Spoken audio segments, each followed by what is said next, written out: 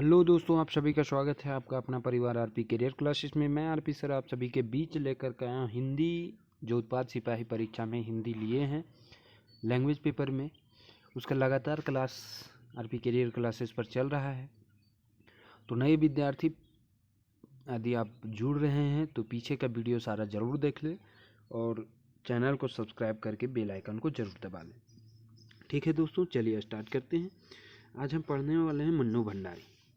मन्नू भंडारी एक कहानी यह भी के लेखक हैं मन्नू भंडारी, और इन्होंने अपने जीवन के बारे में इसमें लिखा है मन्नू भंडारी।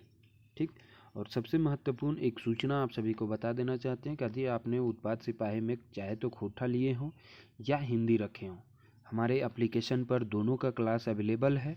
तो आप हमारे डिस्क्रिप्शन में एप्लीकेशन का लिंक दे रखे हैं, आप वहाँ से जा कर के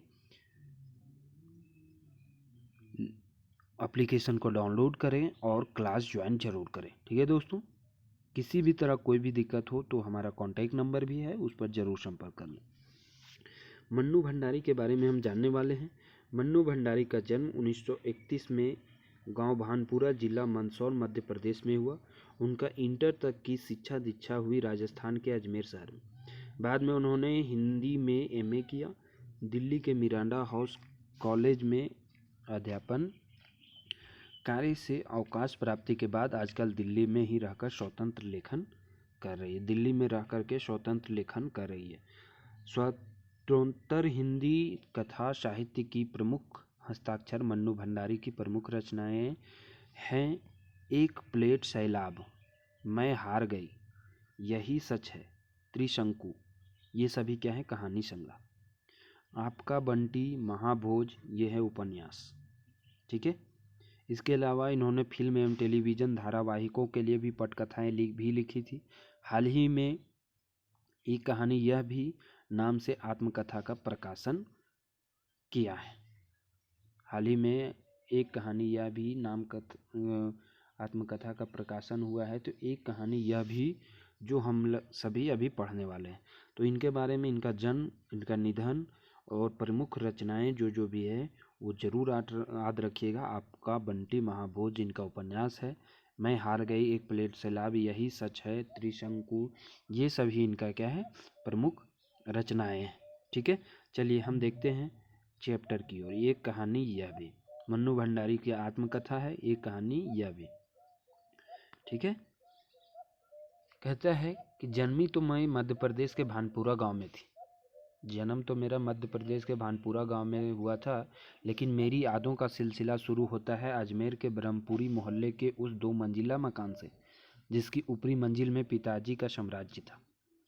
जन्मे तो ये मध्य प्रदेश में थे, भानपुरा गांव में, लेकिन तब बच्चे थे और बचपन में ही ये कहाँ चले गए? अजमेर, जहाँ इनके पिताजी नौकरी करते थे और 2 मंजिला मकान के ऊपरी हिस्से में ये रहते थे।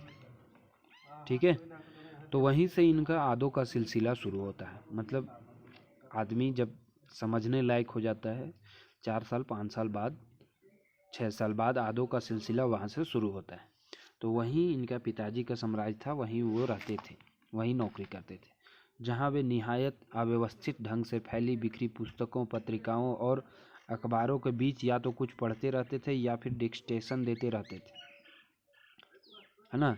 या तो पढ़ते रहते थे या फिर कुछ उपदेश देते रहते थे। नीचे हम सब भाई बहनों के साथ रहती थी हमारी बेपढ़ी लिखी व्यक्तित्वहीन माँ। सवेरे से शाम तक हम सब की इच्छाओं और पिताजी की आज्ञाओं का पालन करने के लिए सदैव तत्पर रहती थी। बेपढ़ी लिखी व्यक्तित्वहीन मतलब पहले की महिलाएं जो है ज़्यादातर अनपढ़ रहती थी, तो उसी तरह इनकी माता भी थी। वही लिखती है कि अनपढ़ इनकी माँ थी, जो सुबह से शाम तक सबकी इच्छाओं, मतलब जो जिनकी ज़रूरत है, इच्छा है, उनको पूरा करने, पिताजी के आज्ञा का पालन करने के लिए सदैव तत्पर रहती थी, है ना? होती ही है। अजमेर से पहले पिताजी इंदौर में थे, जहाँ उनकी बड़ी प्रतिष्ठा थी। अजमेर से पहले इंदौर में थे, मध्य प्रदेश में, जहाँ उनकी बड़ी प्रतिष्ठा थी, सम्मान था, नाम था। कांग्रेस के साथ साथ वे समाज सुधार के कामों से भी जुड़े हुए थे। कांग्रेस पार्टी के साथ साथ वो समाज सुधार के काम से भी जुड़े हुए थे। शिक्षा के वे केवल उपदेश ही नहीं देते बल्कि उन दिनों 8-8, 10-10 विद्यार्थियों को अपने घर रखकर पढ़ाया है, जिसमें कई तो बाद में ऊंचे ऊंचे ओहदे पर भी पहुंचे हैं। उनके पिताजी केवल उपदेश ही नहीं देते बल्कि कई कई विद्यार्थियों को अपने घर में रह कर के पढ़ाया भी है, जो अभी ऊंचे ऊंचे ओहदे तक पहुंचे। ये उनकी खुशहाली के दिन थे। ये सभी दिन जो थे उनके खुशहाली के दिन थे और उन दिनों उनकी दरिया दिली के भी चर्चे कम नहीं थे। उन दिनों उनका काफ़ी नाम था, काफ़ी जो है कार्य कर रहे थे। ये दिन तब का है जब उनका काफ़ी नाम था, अच्छे दिन थे उस समय। एक ओर वे बेहद कोमल और संवेदनशील व्यक्ति थे तो दूसरी ओर बेहद क्रोधी और अहंवादी भी थे। बोलता है एक ओर जहाँ वो बेहद संवेदनशील थे, दरिया दिली थी, तो दूसरी ओर अहंवादी और क्रोधी भी थे। पर यह सब मैंने केवल सुना, देखा तो इन गुणों का जब देखे तो इन गुणों का लेखक कहती है कि ये सब केवल मैंने सुना ना, देखा तब इन गुणों का भग्नावशेषों को ढोते पिता थे। एक बहुत बड़े आर्थिक झटके के कारण वो इंदौर से अजमेर आ गए थे, जहां इन्होंने अपने अकेले के बलबूते और हौसले से अंग्रेजी हिंदी शब्दकोश के अधूरे काम को आगे बढ़ाना शुरू किया, जो अपनी तरह का पहला और अकेला शब्दकोश था। हिंदी अंग्रेजी शब्दकोश को यहाँ से आगे बढ़ाना इन्होंने शुरू किया था, जो कि पहला शब्दकोश था। इसने उन्हें यश और प्रतिष्ठा तो बहुत दी, पर अर्थ नहीं, और शायद गिरती आर्थिक स्थिति ने ही उनके व्यक्तित्व के सारे सकारात्मक पहलुओं को निचोड़ना शुरू कर दिया। कहता है कि ये शब्दकोश इन्होंने तैयार किया तो इनको थोड़ा प्रतिष्ठा तो मिली, यश तो मिला, लेकिन पैसा नहीं कमा पाए, पैसा नहीं मिला, जिसके कारण धीरे धीरे इनकी आर्थिक स्थिति क्या होती गई, गिरते गया। और उसका प्रभाव इनके व्यक्तित्व के जो सारे सकारात्मक चीज़ें थी उसको धीरे धीरे निचोड़ना शुरू कर दिया। आर्थिक स्थिति खराब होना शुरू हो गया। सिक्योरिटी आर्थिक स्थिति के कारण अधिक विस्फारित उनका यहम उन्हें इस बात तक की अनुमति नहीं देता था कि वे कम से कम अपने बच्चों को तो अपनी आर्थिक व्यवस्थाओं का भागीदार बनाएं। नवाबी आदतें थी, पहले नवाब की तरह रहते थे तो नवाबी आदतें थी, अधूरी महत्वाकांक्षाएं, हमेशा शीर्ष पर रहने के बाद हाशिए पर सरकते चले जाने की यातना क्रोध बनकर हमेशा माँ को कांपती और थरथराती रहती थी। जो उनका गुस्सा चढ़ने का कारण ये था कि हमेशा शीर्ष पर रहे थे, और जब आदमी शीर्ष पर रहता है और एकाएक नीचे गिर जाता है तो उनका जो है माइंड थोड़ा डिस्टर्ब हो जाता है। वही इनके साथ भी होता था, जो कि क्रोध बनकर हमेशा किस पर निकलते रहता था, उनकी माँ पर निकलते रहता था। अपनों के हाथों विश्वासघात की जाने की कैसी गहरी चोटें होंगी, वे उन्होंने आंख मूंदकर सबका विश्वास करने वाले पिता को बाद के दिनों में इतना शक्ति बना दिया था कि जब हम लोग भी उसकी चपेट में बोलते जब तब हम लोग भी उनके चपेट में आते रहते थे।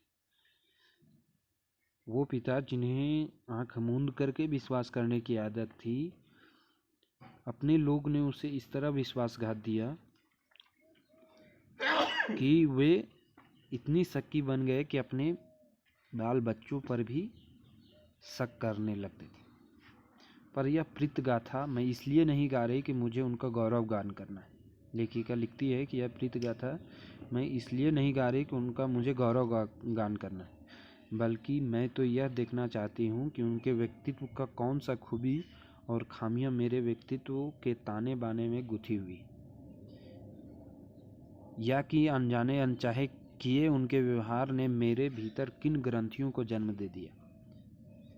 ठीक है, यहाँ से लिखते हैं कि मैं काली हूँ। लेखिका कहती है मन्नू भंडारी कि मैं काली हूँ, बचपन में दुबली पतली और मरियल भी थी। ठीक है,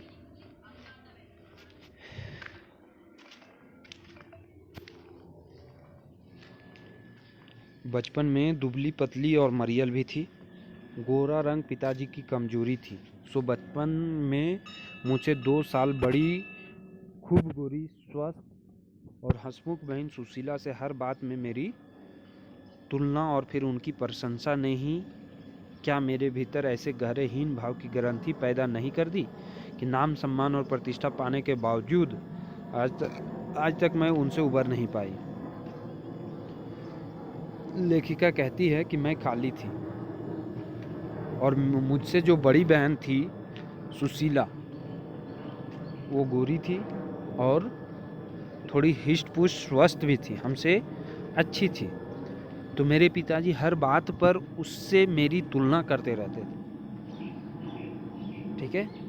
और वो जो गहरे हीन भावना हमारे अंदर पैदा हुआ, वो हीन भावना आज तक हमारे अंदर से नहीं जा पाया है।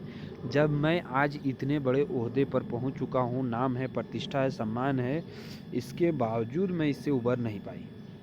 आज भी परिचय करवाते समय जब कोई कुछ विशेषता लगाकर मेरी लेखनीय उपलब्धियों का जिक्र करने लगता है तो मैं संकोच से सिमट ही नहीं जाती, बल्कि गड़ने को हो जाती हूँ।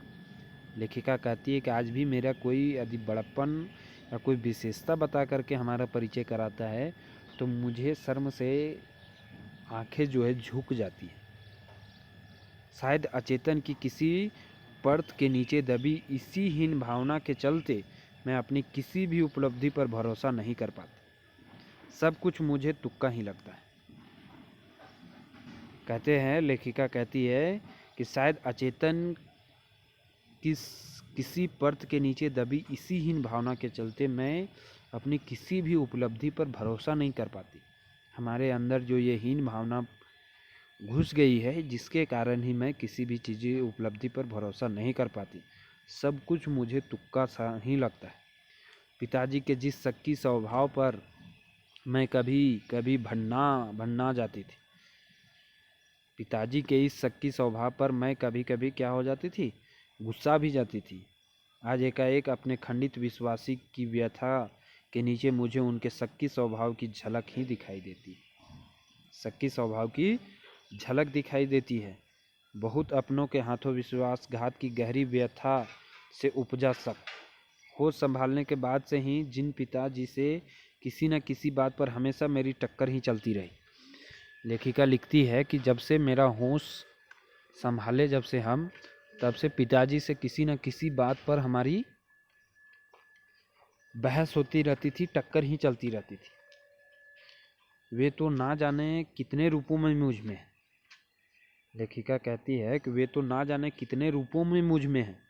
कहीं कुंठाओं के रूप में है, कहीं प्रतिक्रिया के रूप में, तो कहीं प्रतिछाया के रूप में। यानी उनके गुण कई सारे हमारे अंदर हैं। केवल बाहरी भिन्नता के आधार पर अपनी परंपरा और पीढ़ियों को नकारने वालों को क्या सचमुच इस बात का बिल्कुल एहसास नहीं होता कि उनकी आसन्न अतीत किस कदर उनके भीतर जड़ जमाए बैठा रहता है। समय का प्रवाह भले ही हमें दूसरी दिशाओं में बहाकर ले जाए, स्थितियों का दबाव भले ही हमारा रूप बदल दे, हमें पूरी तरह उसमें मुक्त तो नहीं कर सकता है। लेखिका कहती है कि स्थिति परिस्थिति कुछ भी बदल दे, जो हमारा पुरातत्व था वो कभी बदल नहीं सकता। पिता के ठीक विपरीत थी हमारी बेपढ़ी लिखी माँ। पिता से ठीक विपरीत थी हमारी जो अनपढ़ माँ थी। वो धरती से भी कुछ ज़्यादा ही धैर्य और सहन शक्ति थी शायद उसमें। धरती से भी ज़्यादा धैर्य और सहन शक्ति थी शायद उसमें। कभी उसको गुस्साते नहीं देखा, जबकि पिताजी उन पर बहुत ही ज़्यादा गुस्सा करते थे। इसके बाद भी कभी उन पर कभी गुस्साते नहीं देखा शायद।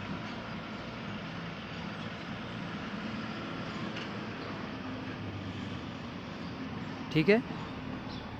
पिताजी की हर ज्यादती को अपना प्राय और बच्चों की हर उचित अनुचित फरमाइश को, जिद को अपना फर्ज समझकर बड़े सहज भाव से स्वीकार करती थी। कहते हैं कि पिताजी का जितने भी गुस्सा होता था या जो भी होता था, उसे बहुत ही सहज भाव से उसे लेती थी और बहुत ही सहज भाव से उसे निभाती थी। चाहे बच्चों का फरमाइश हो या जिद हो, उसे अपना फर्ज समझकर उसे स्वीकार करती थी, उसे पूरा करती थी। उन्होंने ज़िंदगी भर अपने लिए कुछ नहीं मांगा, कुछ नहीं चाहा। कहता है कि उन्होंने ज़िंदगी भर अपने लिए कुछ नहीं मांगा, ना कुछ चाहा। ऐसी ही होती है माँ, सभी माएँ ऐसी होती है कि अपने बच्चों के लिए सर्वस्व न्यौछावर कर देती है। वही है कि उन्होंने शायद अपने लिए ज़िंदगी भर कुछ नहीं मांगा, चाहा नहीं, केवल दिया ही दिया। केवल जो जिनको लगा वो उनको दिया ही दिया, मांगा कुछ नहीं। हम भाई बहन का सारा लगाव शायद सहानुभूति से उपजा माँ के साथ, लेकिन निहायत असहाय मजबूरी में लिपटा उनका यह त्याग कभी मेरा आदर्श नहीं बन सका। ये जो त्याग था कभी हमारे लिए आदर्श नहीं बन सका, ना उनका त्याग, ना उनकी सहिष्णुता। खैर जो भी हो, अब यह पैतृक पुराण यहीं समाप्त कर अपने पर लौटती। लेखिका यहाँ तक अपने माता पिता के बारे में रचना की है। बोलती है कि ठीक, खैर जो भी हो, यहाँ के बाद मैं अपने पर आती हूँ कि हमारा क्या जीवन रहा, क्या रहा, नहीं रहा, उसके बारे में आगे बढ़ते हैं। ठीक है। लिखती है, 5 भाई बहनों में सबसे छोटी मैं। सबसे बड़ी बहन की शादी के समय मैं शायद 7 साल की थी। 5 भाई बहनों में सबसे छोटी थी ये। सबसे बड़ी बहन की शादी में शायद मैं 7 साल की थी और उसकी धुंधली सी याद मेरे मन में है। लेकिन अपने से 2 साल बड़ी बहन सुशीला और मैंने घर के बड़े से आंगन में बचपन के सारे खेल खेले। लेखिका कहती है कि जब मैं बचपन में था तो घर के आंगन में हमने सारे खेल खेले हैं। किनके साथ? सुशीला के साथ, जो इनसे 2 साल बड़ी थी, है ना। कौन कौन सा खेल? सतौलिया, लंगड़ी टांग, पकड़म पकड़ाए, काली टोली, तो कमरों के गुड्डों गुडियों के ब्याह भी रचाए। पास पड़ोस की सहेलियों के साथ यो खेलने की हमने भाइयों के साथ गिल्ली डंडा भी खेला, पतंग भी उड़ाए, कांच पीसकर माजा सूतने का भी काम किया। लेकिन उनकी गतिविधियों का दायरा घर के बाहर ही अधिक रहता था और हमारी सीमा थी घर। यानी भाई सब थे वो तो बाहर जा कर के खेल लेते थे, लेकिन हमारी सीमा कहाँ तक थी? घर तक थी। घर में ही सीमा समाप्त हो जाती थी, बाहर जाना हमारा अलाउ नहीं था। हाँ, इतना ज़रूर था कि उस ज़माने में घर की दीवारें घर तक ही सीमित नहीं होती थी, बल्कि पूरे मोहल्ले तक फैली रहती थी। इसलिए मोहल्ले के किसी भी घर में जाने पर कोई पाबंदी नहीं थी। जैसे अब घर की दीवारें अपने घर तक ही सीमित रहती है, लेकिन पहले घर उसे बोला जाता था जो अपने मोहल्ला है। अपने मोहल्ले में आप किसी के घर भी, किसी के आंगन में भी जा कर के खेल सकते थे, उसमें कोई पाबंदी नहीं थी। बल्कि कुछ घर तो परिवार का हिस्सा ही थे। आज तो मुझे बड़ी शिद्दत के साथ यह महसूस होता है कि अपनी ज़िंदगी में खुद जीने के इस आधुनिक दबाव ने महानगरों के फ्लैट में रहने वाले को और हमारे इस परंपरागत पड़ोस कल्चर से विच्छिन्न करके हमें कितना संकुचित, असहाय और असुरक्षित बना दिया। लेखिका लिखती है कि आज के आधुनिक दबाव ने महानगरों के फ्लैट में रहने वाले, एक छोटा सा कमरा है 2-3 रूम का, जिंदगी उसी में सिमट कर रह गई है। बगल फ्लैट वाले से ना आपका जान पहचान, ना कोई मिलना जुलना। वही बोलती है, एक संकुचित, असहाय और असुरक्षित बना दिया है आज की जो जीवन है। मेरी कम से कम 1 दर्जन आरंभिक कहानियाँ के पात्र इसी मोहल्ले के हैं जहाँ मैंने अपनी किशोरावस्था गुजारा, अपनी युवावस्था का आरंभ किया था, जहाँ वो खेलती थी अपनी बहनों के साथ। तो शुरुआत की जो कहानियाँ हैं, लगभग 1 दर्जन कहानी जो है यहीं की है, वही जगह की है जहाँ वो अपने बहनों के साथ घरों में खेलती थी। ठीक है।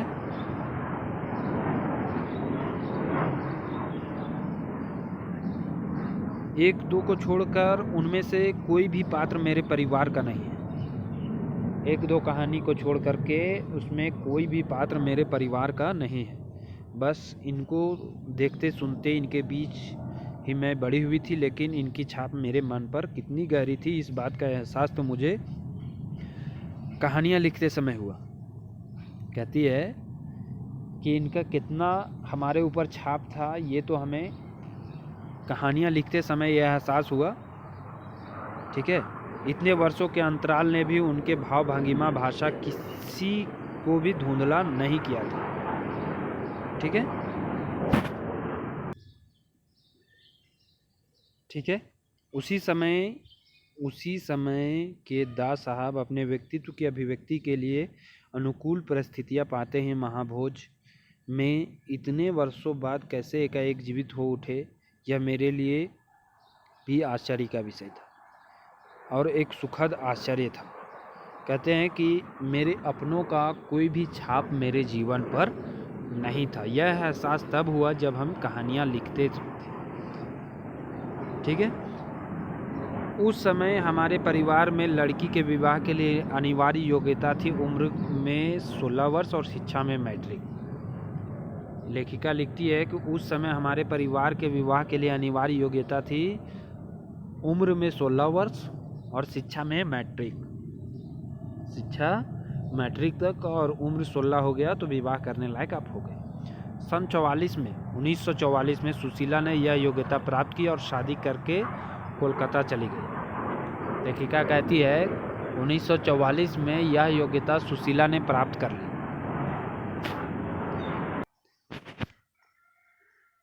सुशीला का विवाह हो गया और वो कोलकाता चली गई। दोनों बड़े भाई भी आगे की पढ़ाई के लिए बाहर चले गए। इन लोगों की छत्र छाया के हटते ही पहली बार मुझे नए सिरे से अपने वजूद का एहसास हुआ। अकेली पड़ गई, बहनें दोनों चली गई, शादी हो गया, भाई दोनों उच्च शिक्षा के लिए बाहर चले गए। पिताजी का ध्यान भी पहली बार मुझ पर केंद्रित हुआ क्योंकि घर में अकेली लड़की बची। तो कहती है पिताजी का ध्यान भी पहली बार मुझ पर केंद्रित हुआ। लड़कियों की जिस उम्र में स्कूली शिक्षा के साथ साथ सुघड़ गृहिणी और कुशल पाक शास्त्री बनाने के नुस्खे जुटाए जाते थे, पिताजी का आग्रह था कि मैं रसोई से दूर ही रहूं। पिताजी के आग्रह था कि बच्चे रसोई से दूर ही रहें। रसोई को वो भटियार खाना कहते थे। इसलिए कहते थे क्योंकि रसोई में जिस तरह से भटियार खाना में जाने से क्षमता कम हो जाती है, फैक्ट्री के किसी खाने में चल जाओगे तो आपका जो है जीने की भी क्षमता कम हो जाती है, हर चीज़ की क्षमता देखने की। तो ठीक उसी प्रकार कहते थे कि यदि लड़कियां रसोई से जुड़ गई तो उनका जो है जीवन का क्षमता कम हो जाता है, इसलिए उसे भटियार खाना कहते थे। और उनके हिसाब से वहाँ रहना अपनी क्षमता और प्रतिभा को भट्ठी में झोंकना था। घर में आए दिन विभिन्न राजनीतिक पार्टियों के जमावड़े होते रहते और जमकर बहस भी होती थी। 1944-45 का समय चल रहा था, तो कई पार्टियां के लोग वहां आते रहते थे और जमकर बहस भी होती रहती थी। बहस करना पिताजी का प्रिय शगल था। चाय पानी नाश्ता देने जाती तो पिताजी भी मुझे वहां बैठने को कहते। वे चाहते थे कि मैं भी वहां बैठूं, सुनूं और जानूं कि देश में चारों ओर चल क्या रहा है, हो क्या रहा है। देश में हो भी तो कितना कुछ रहा था। सन 42 के आंदोलन के बाद से तो सारा देश खौल रहा था, लेकिन विभिन्न राजनीतिक पार्टियों की नीतियां, उनके आपसी विरोध या मतभेदों की तो मुझे दूर दूर तक कोई समझ नहीं थी। हाँ, क्रांतिकारियों और देशभक्त शहीदों के रोमानी आकर्षण, उनकी कुर्बानियों से जरूर मन आक्रांत रहता था। उनकी कुर्बानियों से मन जो है जरूर थोड़ा सा आक्रांत रहता था, गुस्सा में रहता था। 10वीं कक्षा तक आलम यह था कि बिना किसी खास समझ के घर में होने वाली बहस सुनती थी और बिना चुनाव किए, बिना लेखक की अहमियत से परिचित हुए किताबें पढ़ती थी। मतलब जो भी किताबें आती थी मन में वो पढ़ते थे। ठीक है, लेकिन सन 45 में जैसे ही 10वीं पास करके मैं फर्स्ट ईयर में आई, 10वीं पास करके फर्स्ट ईयर में आई, हिंदी के प्राध्यापिका शीला अग्रवाल से परिचय हुआ। जैसे ही कॉलेज में गई तो हिंदी के प्राध्यापिका थी शीला अग्रवाल, उनसे उनका परिचय हुआ। सावित्री गर्ल्स हाई स्कूल, जहां मैंने कखारा सीखा, 1 साल पहले ही कॉलेज बना था। 1 साल पहले कॉलेज बना था तो वहीं से वो आगे बढ़ना शुरू की और वे इसी साल नियुक्त हुई थी। कौन? सुशीला। उन्होंने बाकायदा साहित्य की दुनिया में प्रवेश करवाया। सुशीला मैडम जो थी हिंदी की, उन्होंने साहित्य की दुनिया में प्रवेश करवाया। मात्र पढ़ने को चुनाव करके पढ़ने में बदला। जो पहले बिना मतलब के कोई भी किताब पढ़ते थे, उसे अब चुनाव करके पढ़ने लगा। खुद चुन चुन करके किताबें दी। पढ़ी हुई किताबों पर बहसें की तो 2 साल बीतते ना बीतते साहित्य की दुनिया शरद प्रेमचंद से बढ़कर जैनेन्द्र आगे यशपाल भगवती चरण वर्मा तक फैल गए और फिर तो फैलती ही चली गई। मतलब इन लोगों के सारे किताब पढ़े, उनके बारे में जानने लगे, कैसे लिखते हैं, कैसे लिखे थे पुस्तक। उस समय जैनेन्द्र जी की छोटी छोटी सरल सहज वाक्यों वाली शैली ने बहुत आकृष्ट किया। सुनीता एक उपन्यास बहुत ही अच्छा लगा था। अज्ञे जी का उपन्यास शेखर एक जीवनी पढ़ा जरूर, पर उस समय वह मेरी समझ के सीमित के दायरे में समा नहीं पाया था। लेकिन बोले कि ये तो हम उपन्यास पढ़े जरूर, लेकिन उस समय इतनी हमारी समझ नहीं थी कि मैं उसे समझ पाता, तो मेरी समझ से बाहर थी। कुछ सालों बाद नदी के द्वीप पढ़ा तो उसने मन को इस कदर बांधा कि उसी झोंक में शेखर को फिर से पड़ गई। जो शेखर समझ में नहीं आया था, फिर से उसे पड़ गई। इस बार कुछ समझ के साथ, इस बार कुछ समझ में आया। यह शायद मूल्यों का मंथन का युग था। पाप पुण्य, नैतिक अनैतिक, सही गलत, बनी बनाई धारणाओं के आगे प्रश्न चिन्ह ही नहीं लग रहे थे, उन्हें ध्वस्त भी किया जा रहा था। इसी संदर्भ में जैनेन्द्र का त्यागपत्र, भगवती बाबू का चित्रलेखा पढ़ा और शीला अग्रवाल के साथ लंबी लंबी बहसें करते हुए उस उम्र में जितना समझ सकती थी समझी। सारे पुस्तकें जो भी फेमस पुस्तकें थी लेखकों के, वो सारे हमने पढ़े, उपन्यास पढ़े। और फिर शीला अग्रवाल जो अध्यापिका थी के साथ लंबी लंबी बहसें करते हुए सुने, बैठे और समझे। शीला अग्रवाल ने साहित्य का दायरा ही नहीं बढ़ाया, बल्कि घर की चारदीवारी के बीच बैठकर देश की स्थितियों के जानने समझने का जो सिलसिला पिताजी ने शुरू किया था, उन्होंने वहां से खींच कर भी उसे भी स्थितियों को सक्रिय भागीदारी में बदल दिया। सन 46-47 के दिन वे स्थितियां, उसमें वैसे भी घर में बैठे रहना संभव था क्या भला? सन 46-47 का समय चल रहा था, उस समय घर में बैठना संभव भी नहीं था। उनकी अध्यापिका शीला अग्रवाल ने उनका दायरा बढ़ाया, ना सिर्फ साहित्य में, बल्कि घर के अंदर जो सारे कार्य होते थे, घर के बाहर करने को भी दायरे बढ़ा दिए। प्रभात फेरियां, हड़तालें, जुलूस, भाषण हर शहर का चरित्र था। पूरे हर शहर में कहीं प्रभात फेरी हो रहा है, हड़ताल हो रहा है, जुलूस हो रहा है, कुछ ना कुछ हर शहर में होते रहते थे। आज़ादी का समय चल रहा था। पूरे दमखम और जोश खरोश के साथ इन सब से जुड़ना हर युवा का उन्माद। मैं भी युवा थी, लेखिका कहती, मैं भी उस समय युवा थी। और शीला अग्रवाल की जोशीले बातों ने रगों में बहते खून को लावे में बदल दिया था। शीला अग्रवाल की बातें जो है लावे में बदल दिया था। स्थिति यह हुई कि एक दिन बवंडर शहर में मचा हुआ था और घर में, एक दिन बवंडर शहर में मचा हुआ था और एक घर में। पिताजी की आज़ादी की सीमा यहीं तक थी कि उनकी उपस्थिति में घर में आए लोग के बीच उठो बैठो। पिताजी यही चाहते थे कि उनके घर में जो लोग आए हैं उनके साथ उठे बैठे, बाहर ये कहीं ना जाए। हाथ उठा उठा कर नारे लगाती, हड़तालें करवाती, लड़कों के साथ शहर की सड़कें नापती लड़की को अपने सारी आधुनिकता के बावजूद बर्दाश्त करना उनके लिए मुश्किल हो रहा था। इनके लिए, उनके पिताजी के लिए।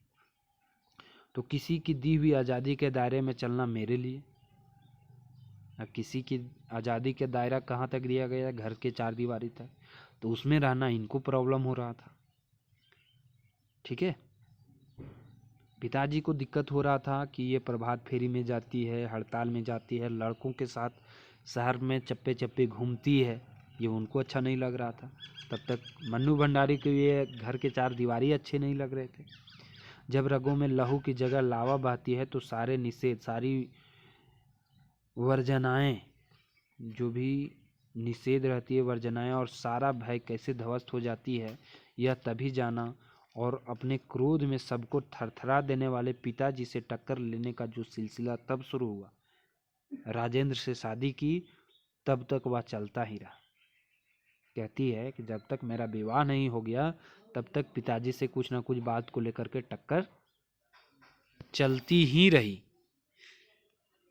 यश कामना बल्कि कहूँ यश लिप्सा, यश कामना बल्कि कहूँ या यश लिप्सा पिताजी की सबसे बड़ी दुर्बलता थी और उसके जीवन की धुरी था। यह सिद्धांत कि व्यक्ति को कुछ विशिष्ट बनकर जीना चाहिए, कुछ ऐसे काम करने चाहिए कि समाज में उसका नाम हो, सम्मान हो, प्रतिष्ठा हो, वर्चस्व हो। ये उन्हीं का सिद्धांत था। इसके चलते मैं एक बार उनके कोप से बच गई थी। एक बार कॉलेज के प्रिंसिपल का पत्र आया कि पिताजी आकर मिलें और बताएं कि मेरी गतिविधियों के कारण मेरे खिलाफ अनुशासनात्मक कार्रवाई क्यों न की जाए। एक बार कॉलेज से पत्र आ गया इनके पिताजी के नाम। उसमें लिखा था कि आप आकर के मिलें और हमें बताएं कि आपकी पुत्री पर अनुशासनात्मक कार्रवाई क्यों न की जाए। पत्र पढ़ते ही पिताजी आग बबूला। पत्र जैसे उनको मिला, पत्र पढ़ते ही पिताजी आग बबूला हो गए थे। यह लड़की कहीं के मुझे कहीं मुंह दिखाने लायक नहीं रखेगी। पता नहीं क्या क्या सुनना पड़ेगा वहाँ जाकर। 4 बच्चे पहले भी पढ़े, किसी ने ये दिन नहीं दिखाया। 4 बच्चे, 2 लड़कियाँ 2 लड़के पहले भी पढ़ चुके हैं, किसी ने यह दिन नहीं दिखाया। कॉलेज से पत्र आ गया, लेटर आ गया हमसे मिलने के लिए। गुस्से से भन्नाते हुए ही वे गए थे। लौटकर क्या कहर बरपा होगा इसका अनुमान था। अब लौटेंगे कॉलेज से तो क्या हम पर कहर बरपेगा इसका अनुमान था कि आज तो छोड़ेंगे नहीं पिताजी। सो मैं पड़ोस के एक मित्र के यहाँ जाकर बैठ गई।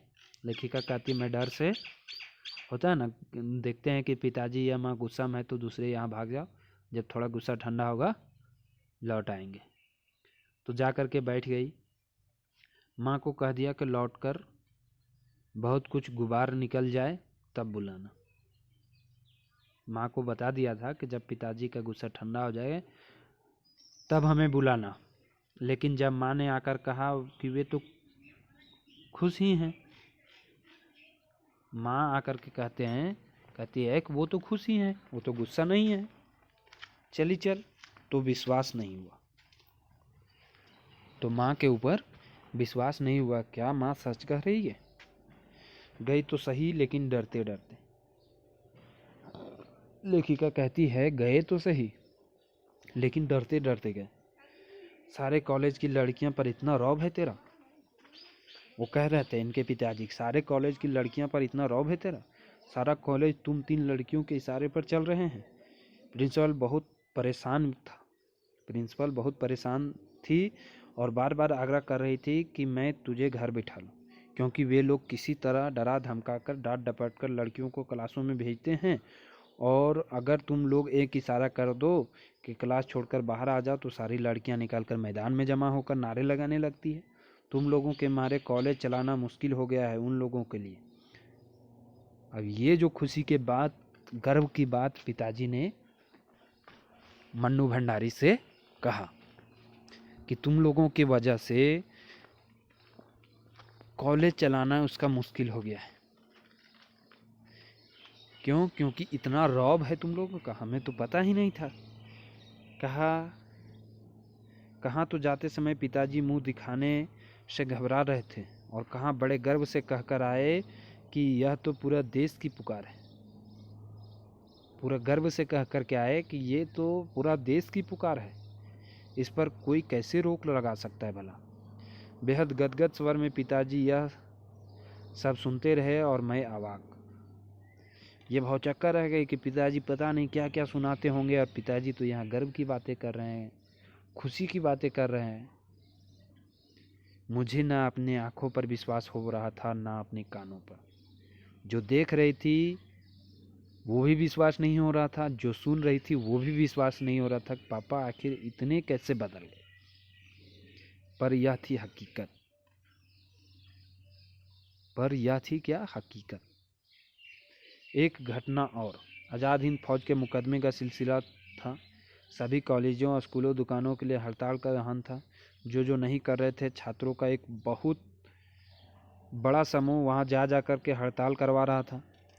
शाम को अजमेर का पूरा विद्यार्थी वर्ग चौपाड़ानी मुख्य बाजार का चौराहा है वहाँ इकट्ठा हुआ और फिर हुई भाषणबाजी। इस बीच पिताजी के एक निहायत दकियानुसी मित्र ने घर आकर अच्छी तरह पिताजी की लू उतारी। अरे उस मन्नू की तो मत मारी गई है यह, पर भंडारी जी आपको क्या हुआ? पिताजी का एक मित्र है, कान भर रहे थे उसके पिताजी का।